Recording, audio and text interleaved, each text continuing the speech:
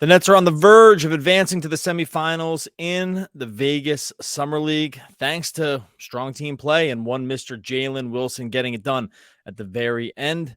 Before the buzzer sounded, we are going to be breaking down what happened with the Nets here on Thursday evening, what lies ahead for them in the Summer League, what more we've seen from the young guys, and who could translate to the NBA level. We're going to talk about all that and more right after theme music. You are Locked On Nets, your daily Brooklyn Nets podcast. Part of the Locked On Podcast Network, your team every day.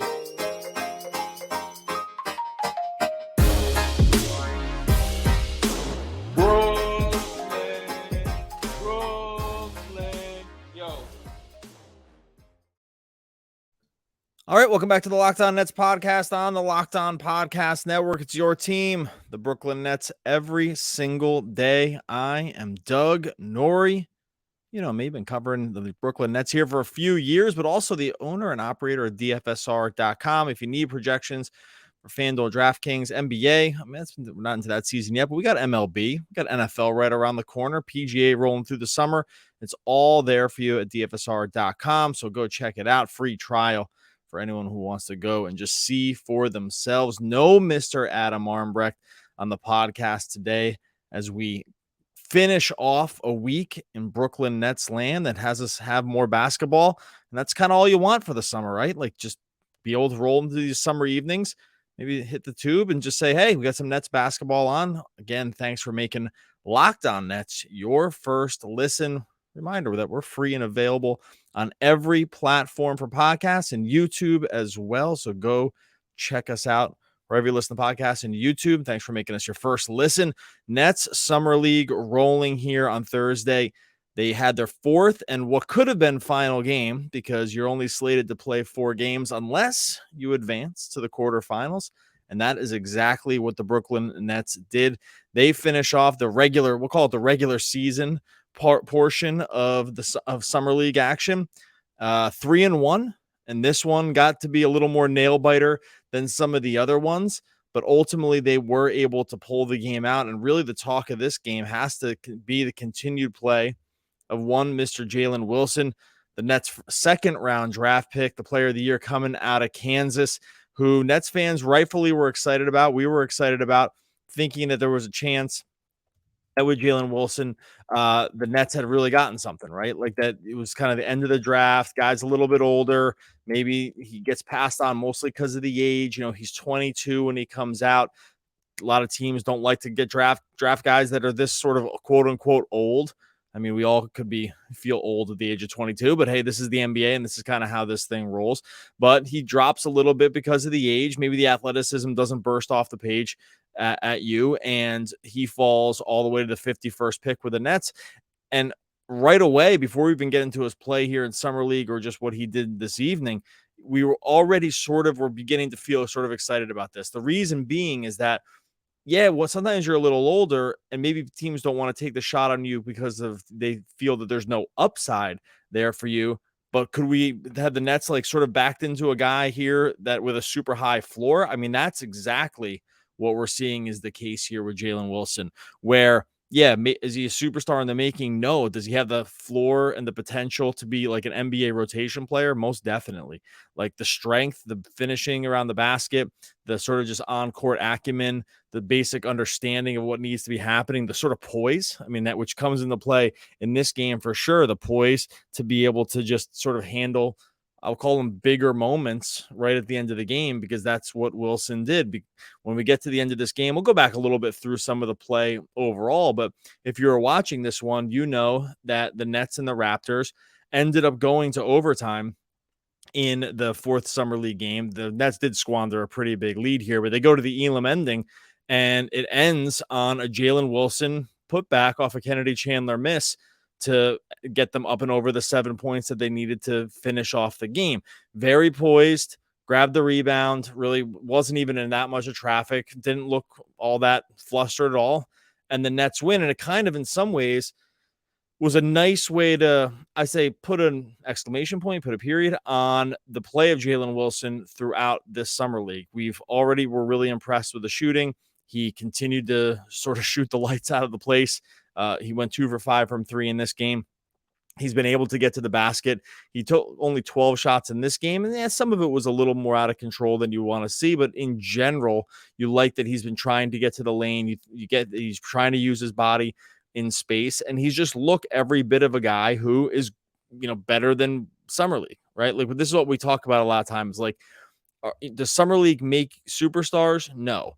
Does it begin to separate the guys that are going to probably be able to move up to the next level and the guys who might just are always going to struggle to just get to that point? Yeah, for sure. That's sort of in some ways what Summer League is doing, is trying to get separation on some of these guys' skill, in addition to getting some of the first and second round picks, some sort of early game speed run against other NBA types in order to just kind of get them up to speed that way. But it's also just a showcase of some sorts to see what kind of talent different teams may have just know they've gotten or stumbled upon in the draft process. And that's where you start to feel really excited about this Jalen Wilson thing. So the fact that he ends up with the putback, that he ends up with the game winner, you get a little excitement. They're going, onto the quarterfinals. It's not set in stone right at this point that they're going to make it, but because of their 3-1 record and the point differential that the Lakers and who was the other team, and the Pacers would need to make up in their final games, it just doesn't really stand to reason that that's going to happen, right? Like, it looks like the Nets are going to move on and get into this quarterfinal area of the Summer League. And I think look, if you're just a fan of basketball, and if you're a fan of just watching hoops, and if you're a fan of just wanting your team in any iteration, this one being the Summer League and the young guys, to kind of just see them move on to be able to watch it for another day, then you have to really, really feel good about what happened here on the court. And like I said, the story of the Summer League, I think to a lot of degree, has been the play of Jalen Wilson and what he's been able to show on the court, getting another game here, having him send them or help send them to this quarterfinal game did feel appropriate. It felt like sort of what should happen. It felt like the Nets have been playing well, playing with a lot of scrappiness, a lot of heart, a lot of energy, which I want to talk about here in a second after we finish with Jalen Wilson. But the fact that he was the one that ended up sort of making it happen and continues to just be a guy that I think the Nets are going to be very, very glad they drafted. Marks did say in an interview that how pumped they were that he was still available for them in the draft. And when you're trying to get wings and you're trying to get NBA style wings that you're hoping are going to play at that level, we hope is they have the physicality to guard probably 3s and 4s, like the speed to guard 3s, the physicality to guard 4s, and that they can shoot 3s. My man shot 53% from 3 in Summer League, 53% from beyond the arc. Some of them were tough looks. It looked very smooth. It looked completely under control.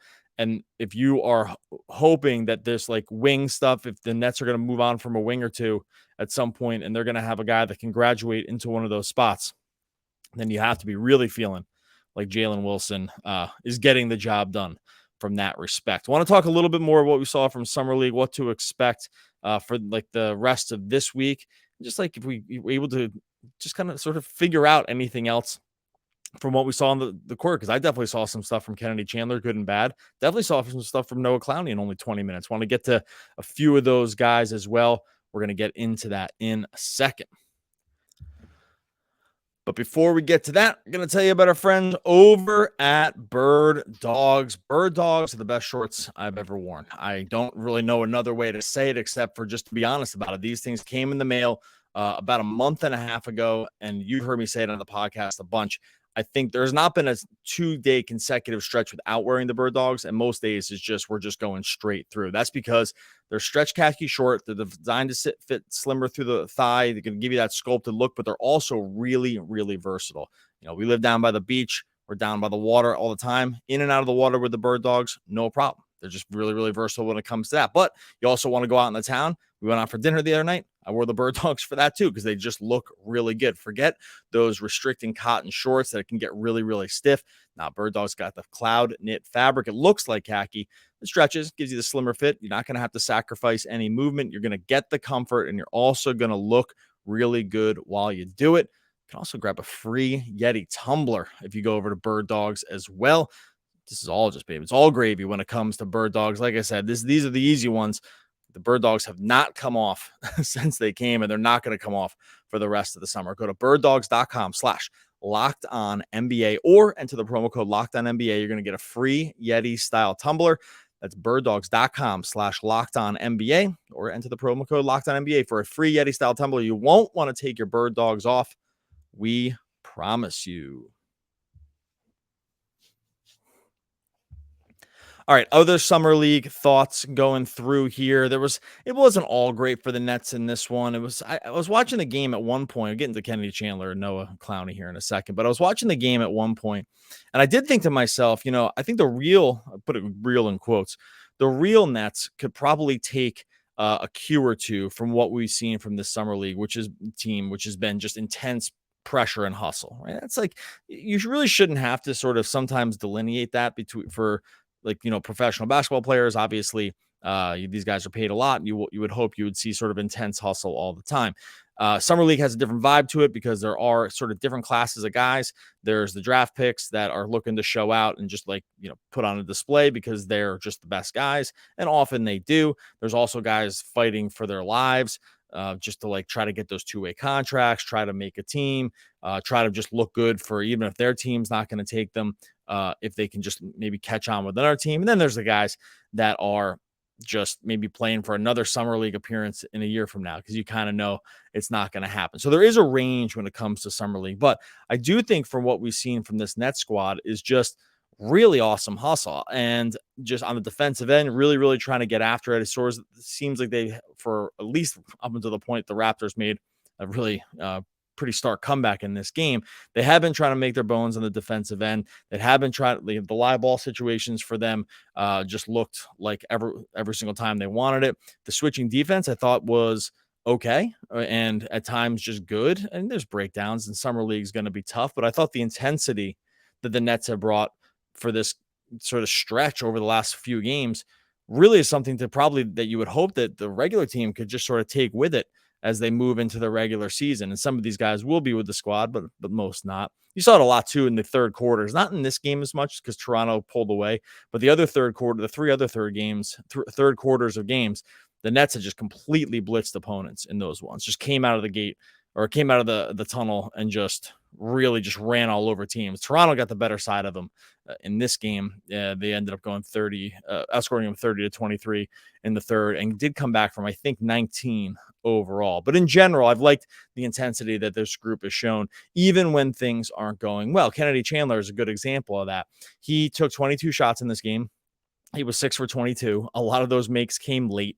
I think at one point he was 2 for 17. It was looking really, really rough for him. And I thought a lot of the shots were good looks, but they just weren't going in. The guy is absolutely lightning quick. He can get up and down the court really easily. There was one time late in the game where he got a steal and he was sort of step in step with the two defenders. And 3 strides later, he was just way ahead of him for the dunk because that's just how fast the guy is. You really, really like the speed from him, but you do get concerned a little bit overall about if the sort of the efficiency, is the efficiency going to be there? Because it's definitely been something of a struggle with him to get up, really, really good shots. He was shooting 44% from the field before this game started. Obviously that's going to dip after this performance, and 20% from 3 in this game. He ends up going 0 for 3. So that drops down to about 17% from 3. So the shooting for Chandler hasn't been there at all for summer league. And it's a shame too, because what you've seen from him on at the rest of the time, kind of everything else. And I know this is a big but, right? Because everything else but the shooting, that's a problem when you're a point guard, right? Because you got to be able to shoot, especially smaller point guards in this league. If you're not going to be able to shoot, the ceiling for you is pretty limited because you can't guard enough positions, and there's just going to be problems for you. We've seen this time again. We've seen this for many Nets guys that have come in the door, just undersized point guards. It's difficult to stick around in the league that long if you're not going to be able to get your own shot. So in that way, it's kind of a shame to me because I was really hoping for Chandler that he would come into the summer league and the shooting would maybe just start to round out, because if it did, then you'd really feel like you had something. Because if the shooting had even been sort of adequate, I think you would have felt like this is a situation where we really could probably start not dreaming on something big, but at least feeling like there was something here that the Nets could really kind of work with, right? Like the guy had some talent coming out of college. The Grizzlies kind of gave up on him coming in here. We thought he was a guy that was going to end up being able to show out in summer league. And again, to some degree, he has, like I said, the intensity good, the defensive end, he gets after it. The transition game, it's definitely there. It's just that the shooting is such a struggle, and has been such a struggle. And if it's going to be a struggle here, and it's been a struggle in the past, like this is the shooting we had talked about as being a major weakness for him, even coming into this, right? Like the game, it's just hasn't been a part of his game that had developed even in his limited opportunities. And that really hasn't turned the corner here in summer league either. So it ends up not looking horrible for him from the field at 6 for, I mean, it looks bad. 6 for 22 is bad, but it was looking way worse till the end of the game, where he was able to get some shots to go in. Almost all of them were at the basket too. Like I said, the one in transition, there was another one that was like in a semi transition where he went up and over 2 defenders, and he kind of gesticulated in a way that he knew that he was really struggling, and it just kind of wasn't happening for him. And you feel for guys like that in situations like this, right? You want these guys to all make shots, really, whatever team they're on. They're, like I said, they're fighting for their NBA lives. Like they want to be able to, a good 4-game stretch in summer league right now can be a huge difference just in your life, right? Like just in your basketball life, of whether you're going to get a 2-way contract, whether you're going to get some more stability, whether you're going to just be able to catch on with a team and get more opportunities.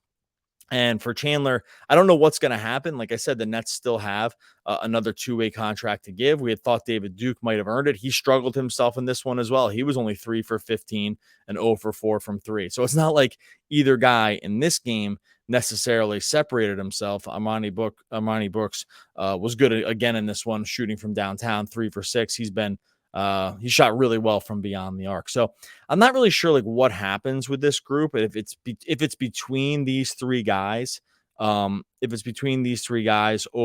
like, are they going to be the ones that, are there for that last 2-way contract? Like that might be the case. Or like, we don't know what's happening with them in Sumner yet. If the Nets are going to bring him back, or maybe they're going to open up another roster spot for 2 of these guys. I don't think that's really going to happen, but I guess my overall thought was I was hoping that there would be some separation to be able to see like exactly who was going to get these spots. And when it came down to it, again, like all these dudes all kind of just struggled. And look, I'm not here to pick who I think should get it. I don't think that that's a good role for us at this point, or for me at this point, because I think it's all pretty close. And you kind of want all these guys to land because you watch them through summer league, and you end up just rooting for them, and you want them to do really well, and you want them to stick. And that's just the way this thing kind of goes. But overall, with Chandler, with Duke, it just really wasn't popping tonight from an efficiency standpoint. So I think it will be interesting to see what happens going into this, assuming they play the semifinal game or even beyond. Like what happens if any one of these guys are able to turn the corner, if they're able to show out again. I think David Duke Jr. has had a much better summer league overall than Kennedy Chandler, but just to see sort of what happens, and if one of these guys can maybe be the guy that steps forward overall and just maybe, stakes a claim for one of these last spots. Cause I think it ends up just being pretty close when it's all said and done. So that's what we got from the guard play.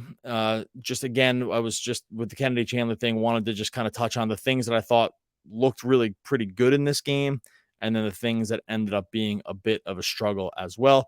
Like I said, I also still want to talk about Noah Clowney, because I thought, even though in his 20 minutes in this game, I thought there actually were some real positives to take overall from his play. We will get into that in a second.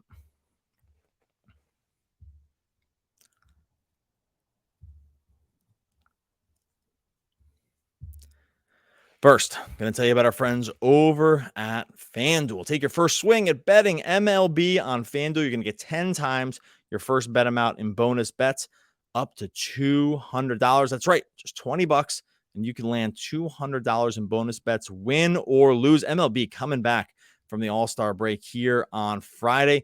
Go over to FanDuel right now. That's $200 you can spend betting everything from the money line to the over-under, or who you think is just going to get the first home run in one of these games. It's all there for you on FanDuel. The app is safe, secure, super easy to use. When you win, you're going to get paid instantly as well. No better place to bet on MLB than FanDuel, America's #1 sportsbook. Sign up today and visit FanDuel.com/LockedOn to get up to $200 in bonus bets. That's FanDuel.com/LockedOn. FanDuel, official partner of Major League Baseball. All right, closing it out here with some play of Noah Clowney. Now, look, I said it before, Noah Clowney only played 20 minutes in this game.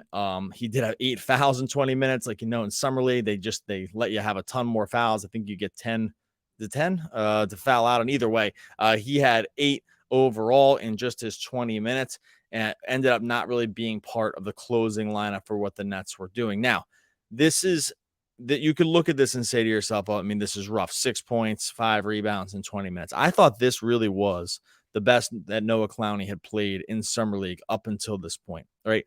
I think there were some things that you looked at here in this game and thought to yourself, okay, this is the beginning. Like, we can start to see what the Nets could be putting together with Noah Clowney, right? And because the dream for Clowney is a couple of things, right? He's going to be able to switch on defense. He's going to be able to screen set, pick and roll, and either get to the basket or pop out for threes. And he's going to have some interior sort of like shot blocking around the rim, just defense that, because of his length and size and athleticism, that's going to help you weak side stuff and maybe be able to hold up against bigger defenders at times if he's able to get a little bigger. I actually think he showed you every single one of these things at least once in this game. And again, it was only 20 minutes, but there were little elements of each of these things. For instance, he had, I thought, one of his best screen and roll sequences. He missed the shot. It was early on in the game. He did miss the shot because they gave him the ball on like sort of a mid-range, but his screen and roll action was like the cleanest that he had really shown in this one. His hands were ready. He took the right shot. It just didn't end up going in. It's okay. I think sometimes we want to, or often we want to be into the process and sometimes not as into the result. And it can, sometimes you'll look and just if the ball went in or not, and you decide if it was something good or not. And that really shouldn't always be the case when it comes to NBA. So I thought that was a really nice action for him at what you want to see. He had 3 blocks in this game as well. 2 of them were on, one was like a weak side sort of like recovery block. Another one was just like a verticality block against a smaller defender where he easily could have fouled. A smaller offender going to the rim where he easily could have fouled, and he actually showed the body control to just stay vertical and got the block like that as well. And then there was another block that he had where I think it was Moses Brown came in, ex-net Moses Brown came into the post on just a sort of post touch action, and Clowney just stood him up. And I think all 3 of those represented to me like sort of what you're hoping to get with the Clowney experience on defense from a blocks and just sort of shot deterrent standpoint. And I thought they were all, it was just really, really good defense. His switching I thought was really under control. He was definitely communicating on defense. There was a time where he was like insisting on David Duke take the man that had come off a screen, and you could just sort of try desperately communicating this to him. So I think from that standpoint, I don't know. I really liked what I saw with Noah Clowney tonight. And then on the offensive side, I mentioned the pick and pop, the screening. He also was able to knock down a couple threes in this one, which you're desperate to to see him be able to hit threes, because this is what's going to probably end up deciding whether he just sticks in the league or not. He had only hit 20% of them coming into this game. He did end up going 2 for 6, 2 of them. One, and he really almost could have been 3 for 6. One was just like almost all the way down. 2 of them were above the break threes, though. Again, you like to see where he's trying to take the threes from. Again, are these guys sometimes going to live in the corners when you're a 3-and-D wing? Yeah, that's where sometimes they end up. But if you can be an above the break guy, and like we saw Dorian Finney-Smith take a bunch of these this year, if you can be one of these guys that can extend your range just a little bit more, you are that much more valuable in a bunch of different offensive sets. And I think, and he definitely did that as well. So I think that, again, we know he's young. This is going to be a long road just because he's a really raw prospect. We knew that coming in around Clowney. We knew that there was probably going to be some time that this took till it all sort of matures and it all looks correct on the court. I don't think he's not there yet, but He does not have the age where he has to be there yet. We want to begin to see signs that it can happen, right? Signs that he understands his role, signs that he's sort of starting to understand what's going to be happening on the court. There was one, too, where they ran, it was like him and David Duke ran. It looked like sort of like a double drag, and he ended up popping, but then it ended up being an offensive foul. And I was like, oh, that was a nice little action to try to get him free to take another shot. So I was liking that they were sort of not like complex stuff, but they were starting to run these little actions a little bit more to either free him up or just to confuse the defenses, because I think those are all just really, really good signs for where he's going to like probably end up being as a player. So 20 minutes for Noah Clowney, 8 fouls, you don't love to see that. But if you're sort of watching on a granular level, I think you can begin to see some of the promise that he's going to deliver on. And hopefully these are just all steps to begin growing with. So all in all, fun little Thursday night summer league game. A lot to take away from it. The Nets are looking like they're going to move on to the quarterfinals. I believe that's the first time they've ever done it to get this far as well. So looking like we're going to get some more Nets basketball action. And that's all good. That's what we want, right? We come into the summer, we're hoping to just be able to watch some hoops. And it looks like we're going to be able to watch some more hoops with some of these young guys. You can help us by watching us over on YouTube. If you want to subscribe, forget it. Not if you want to. Go and subscribe over on Locked On Nets YouTube. We got those numbers growing. Trying to get to 6,000 subscribers. We're going to get there, and that's not going to be a problem. So I'm not worried about getting there. I just want to get there quicker. So go over to Locked On Nets YouTube. We do special stuff on YouTube from time to time. So you're going to get bonus content there that's not going to be on the regular podcast feed. Conversely, if you're only on YouTube, make sure you subscribe or you listen to the podcast, because there's podcast stuff that does not go up on YouTube as well. So it's worth it to be subscribed wherever you listen to Locked On Nets on the podcast feed, and subscribe to Locked On Nets over on YouTube. Adam Armbrecht is the one that always finishes these episodes with the great poets of the world. That's okay. We'll just say that once again. Adam Armbrecht is one of the great poets, and we're hoping to talk to him again on Monday when we come back talking more Brooklyn Nets basketball.